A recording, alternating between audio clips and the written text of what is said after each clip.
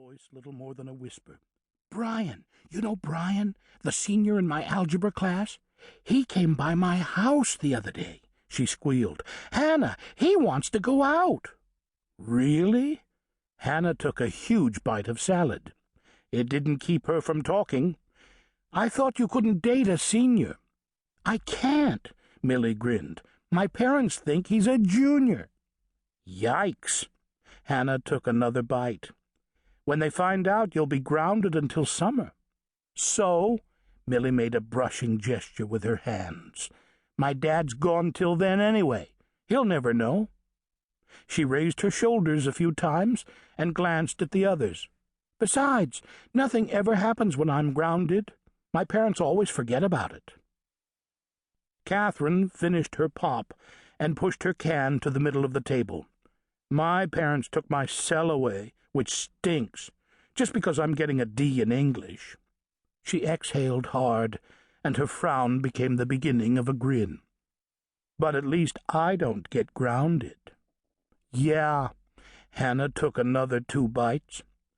"She lived with her grandmother in the colony, the enclave for D.C.'s wealthiest families. Whatever she wanted, she got.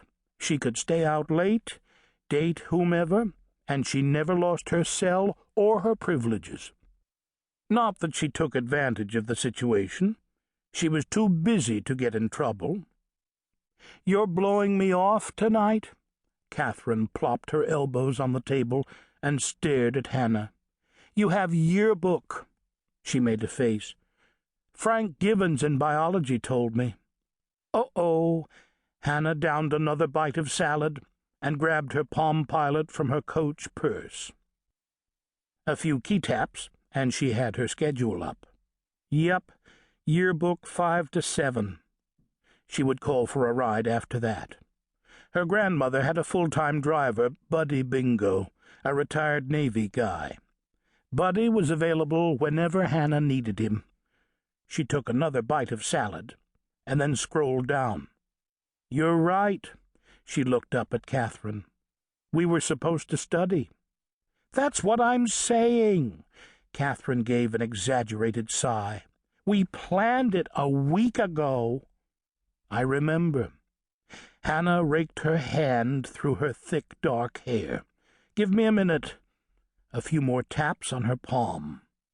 "Okay, how about 6:30 tomorrow after cheer practice?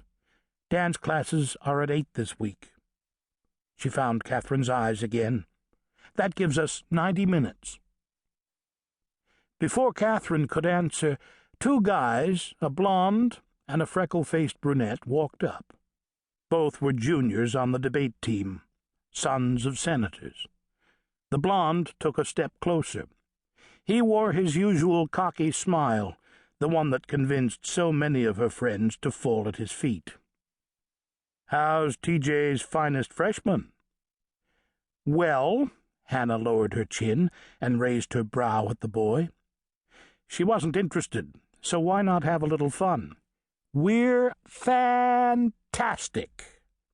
She raised her voice above the conversations and clanking lunch trays in the cafeteria. In a school marked by money and madness, Hannah Roberts was one of the wealthiest, most prestigious girls on campus. There was no shortage of interested guys. The question isn't how are the finest freshmen, but why the jerky juniors care. Nice. The blonde was unfazed. His grin crept a little higher into his cheeks. "Nothing gets to you, does it, Hannah Roberts?" "Not much." She gave a practiced little wave to the guys. "See you around." The bell rang before they could answer.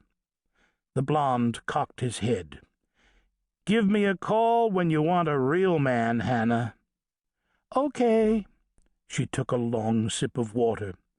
"If I run across any, you'll be the first to know."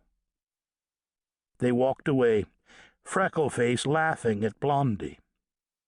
Hannah chuckled, took the last 2 bites of her salad, stood and tossed the plate into the nearest trash can. Millie and Catherine took up their places on either side of her.